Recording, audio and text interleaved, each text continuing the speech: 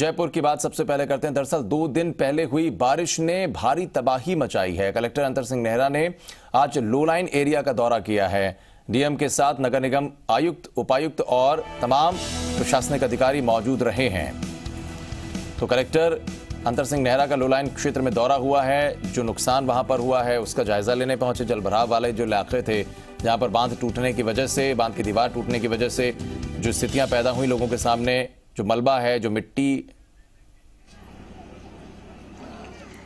और जिस तरीके से आप देखिए कि ये जो वाहन है, चाहे वो ऑटो हो चाहे कार हो, सभी कुछ मिट्टी के भीतर दबे हुए, समाये हुए नजर आते हैं। एक तरफ प्रशासनिक अमले का दौरा, दूसरी तरफ नुकसान का जायजा लेते हुए ये अधिकारी नजर आते हैं।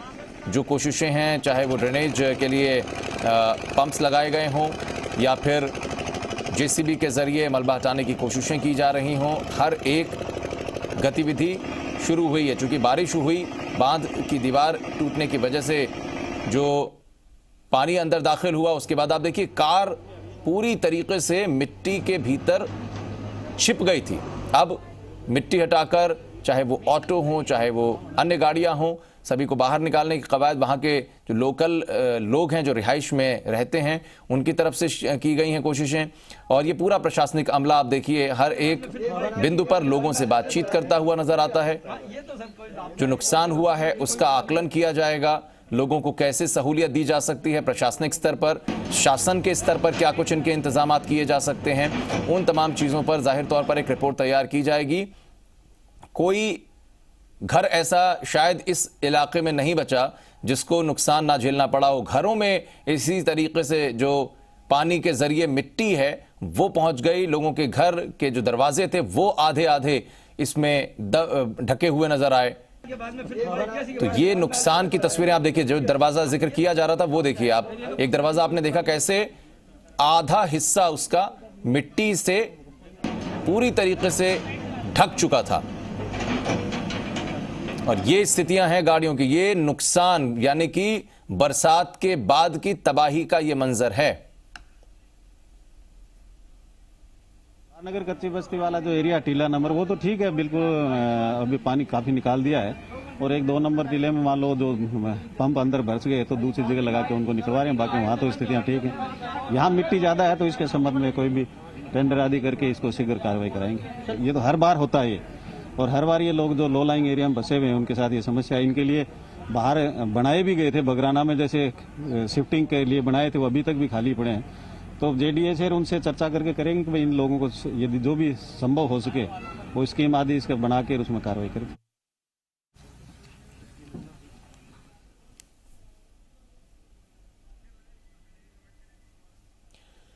तो ये वो इलाके हैं जो निचले इलाके हैं, या वो इलाके खासकर जो कहीं ना कहीं जलाशयों के इर्द गिर्द बसे हुए हैं।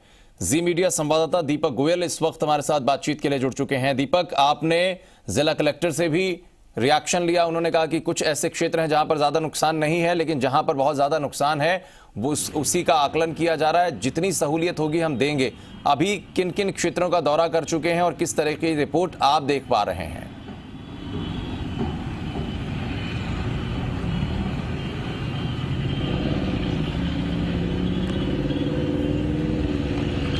शायद दीपक तक आवाज नहीं पहुंच पा रही है, उनका उनसे संपर्क नहीं हो पा रहा है। कोशिश करेंगे उनसे जुड़ने की, क्योंकि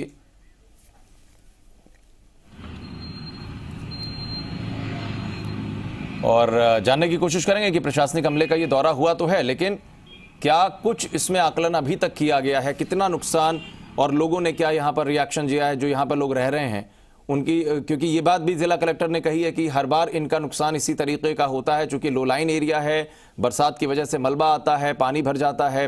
हर बार इनको यहाँ से कई बार तो ऐसी परिस्थितियां भी बनी कि इवैक्यूएट करना पड़ता है कुछ समय के लिए।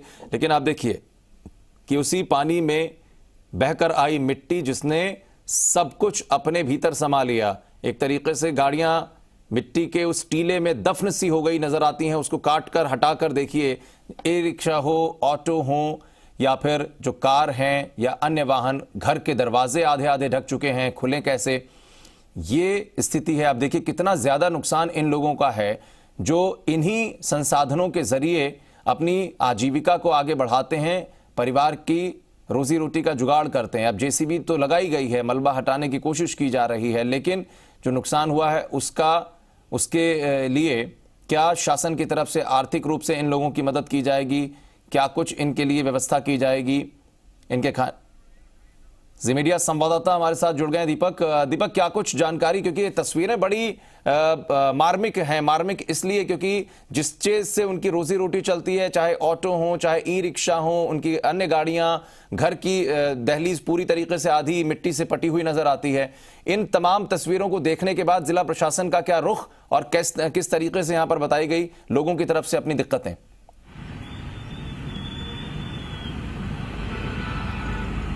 देखिए, देर आए दुरुस्त आए। आज जयपुर के जो जिला कलेक्टर है, और कह सकते हैं कि जयपुर के जो जिला कलेक्टर है पहली परीक्षा के अंदर फेल साबित हुए हैं, क्योंकि जिस तरीके से 2 दिन पहले की जो आपदा आई उसमें ना तो वो अपने शहर को संभाल पाए, ना ही अपना जिला का जो कंट्रोल रूम है उसको संभाल पाए। लगातार फोन की घंटियां बजती रही, लेकिन वो मदद के लिए ऐसा महसूस करे। अब नौबत ये आ गई है कि जब संसाधन कम पड़ गए हैं तो दूसरे जिलों से जो मडपंप है वो मंगाए जा रहे हैं, जेसीबी मंगाई जा रही है। तो आप जाहिर सी आप अंदाजा लगा सकते हैं कि किस तरह से हमारा सरकारी तंत्र मानसून से पूर्व तैयारियों को लेकर अलर्ट था। आज जब जिला कलेक्टर जयपुर दौरे पर निकले, जो नगर निगम के आयुक्त हैं, हेरिटेज, लोकबंधु और उसके साथ जो इंजीनियर विंग है, एसडीएम है, एडीएम है, तो लोगों के विरोध का सामना भी करना पड़ा।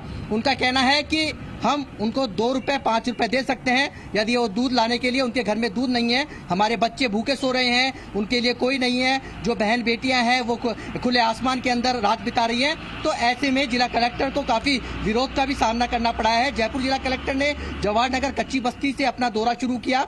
दिल्ली रोड स्थित जो मीना कॉलोनी है, इसके अलावा सुंदर नगर है, जहां पर जो बारिश आई उससे जो निशा है अभी तक यहाँ पर देखने को मिल रहे हैं। जो बड़ी बड़ी लग्जरी गाड़ियां हैं, जो मकान हैं जिनके बेसमेंट के अंदर 6 से 7-8 फीट तक मिट्टी जमा हो गई है, जो लग्जरी वाहन है पूरी तरीके से मिट्टी के अंदर जमी जोत हो गए हैं। तो ये तस्वीरें बड़ी विचलित करने वाली है कि हमारा जब प्रशासन मानसून से पूर्व जब बैठ के लेता है तो कितने दावे और वादे करता है, और वो दावे और वादे ओवरफ्लो होकर इन पानी के अंदर बह जाते हैं। जब जयपुर कलेक्टर ने यहाँ के नगर निगम के जो अधिकारी है उनसे पूछा कि क्या इन लोगों का सर्वे किया गया है, क्या इन लोगों की संख्या कितनी है, कितने लो लाइन एरिया के अंदर बसे हुए हैं, तो जो नगर निगम के मोती डूंगरी के उपायुक्त है सुरेश जाट, वो अपनी यहाँ पर अपने कह सकते हैं कि जवाब देते उनको नहीं बना। उनके पास ना तो ये आंकड़े हैं कि इतने यहाँ कितने परिवार बसे हुए हैं, ना उनके पास ये आंकड़े हैं कि यहाँ पर कितने मकान बने हुए हैं, ना उनके पास ये आंकड़े हैं कि किस क्षेत्र पर ये बस्तियां बसी हुई है। तो आप अंदाजा लगा सकते हैं कि ये अफसर केवल इसी कमरों के अंदर। एक बात जिला कलेक्टर ने आपको बात करते हुए रिएक्शन के तौर पर कही,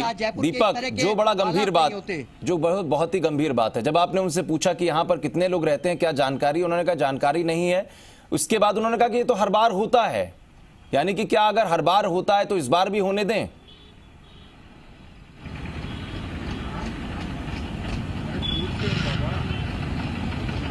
देखिए, हमने जब जिला कलेक्टर से पूछा कि इसका स्थायी समाधान क्या है, क्योंकि जब नेता वोट मांगने के लिए यहाँ पर आता है, क्योंकि सबसे बड़ा वोट बैंक इन कच्ची बस्तियों के अंदर है, एक एक वोट पर नेताओं की निगाहें टिकी हुई होती है और इस वोट बैंक के जरिए वो विधानसभा तक पहुंच पाता है। जब नेता वोट मांगने आते हैं तो दावे और वादे बहुत किए जाते हैं, उनको कहा जाता है कि जल्द इनको पट्टा दे दिया जाएगा, जल्द इनको दूसरी जगह बसा दिया जाएगा। हालांकि कुछ कच्ची बस्तियों के अंदर ऐसा भी है जो कि जेडीए स्कीम लेके आए, उनके लिए आवास आवंटित किए, फ्लैट आवंटित किए, लेकिन ये लोग यहाँ से जाने को तैयार नहीं है। लेकिन बड़ी बात यह भी है कि जिस तरह का रेस्क्यू होना चाहिए, जिस तरह की तैयारियां होनी चाहिए मानसून से पूर्व, क्योंकि जिस तरह के हालात अब जयपुर के अंदर देखने को मिले हैं वो शायद 39 साल बाद दूसरी बार इस तरह के हालात देखने को मिले हैं। जब लोगों से कलेक्टर ने पूछा कि आप इस लोलाइन क्षेत्र में क्यों बसे हुए हैं, तो उनका यही कहना था कि सालों हो गए यहाँ पर रहते हुए, लेकिन इस तरह की बाढ़ हमने कभी नहीं देखी। तो कलेक्टर का कहना है कि जल्दी आगे बढ़ोगे तो खतरा मंडराता हुआ रहेगा। लेकिन कलेक्टर यहाँ पर खुद भी अपने आप को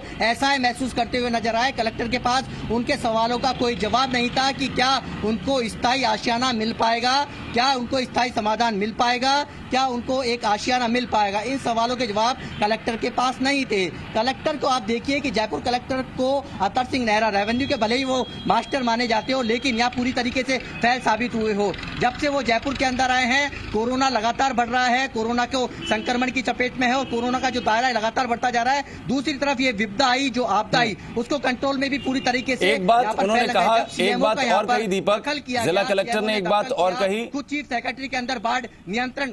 जिला कलेक्टर की तरफ से एक बात और कही गई कि जो जलाशय का हिस्सा टूटा जिसकी वजह से पानी आया और साथ में मिट्टी भी अंदर आई है, तो आखिर उसको किस रूप में देखा जाए? ये तो प्रशासनिक अमले की ही लापरवाही कही जाएगी कि अगर वो हिस्सा टूटता है, क्या जो विभाग जिसकी जिम्मेदारियां बनती हैं क्या उसने उस हिस्से पर जाकर ध्यान दिया, या वहां पर दरार थी, या उसके टूटने के कारण को अभी तक जांचा गया? किसी भी बात का जवाब नहीं दिया जा रहा इन तमाम सवालों में।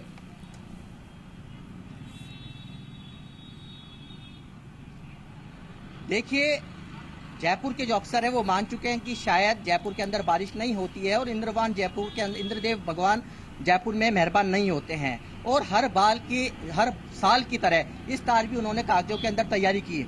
चाकसू के अंदर लगातार बाढ़ आती है तो सिंचाई विभाग के अफसर ये मानते हैं कि ऐसी बाढ़ नहीं आएगी कि बांध झलकेंगे, या कह सकते हैं कि चादर चलेगी। और आप देखिए जब डैमेज होता है, कल हिंगोनिया का जो बांध टूटा उससे कितना बड़ा नुकसान हुआ, लोग बह गए, लोगों की जान चल गई, रिंग रोड के अंदर खुदाई हुई थी और मासूम बच्चे की जान चली गई। तो आप देखिए कि अफसर ये मान चुके हैं कि जयपुर के अंदर इतनी भारी बारिश नहीं हो सकती है, इसलिए उन्होंने तैयारी भी नहीं की। और यही हाल रहा कि इंद्रदेव खूब मेहरबान हुए, करीब कह सकते हैं कि 39 साल बाद इतना पानी बरसा कि अफसरों की कलई। बिल्कुल, इंद्रदेव खूब मेहरबान हुए, लेकिन इंद्रदेव की मेहरबानी किसानों के लिए तो वरदान साबित हो रही है, लेकिन यहाँ की रिहाइश में रहने वाले लोगों के लिए ये सिचुएशन अभिशाप से कम नहीं है कि उनके घर जमींदोज हुए तो नहीं दिखाई पड़ते, लेकिन हाँ, मिट्टी के उस टीले या मलबे में दफन होते हुए जरूर नजर आते हैं। घर के दरवाजे लॉक हो चुके हैं, गाड़ियां लॉक हो गई हैं पूरी तरीके से। अब इसको कैसे अपनी जिंदगी को दोबारा पटरी पर लाएंगे देखना होगा। बहुत शुक्रिया दीपक गोयल आपका इस तमाम जानकारी बातचीत के लिए।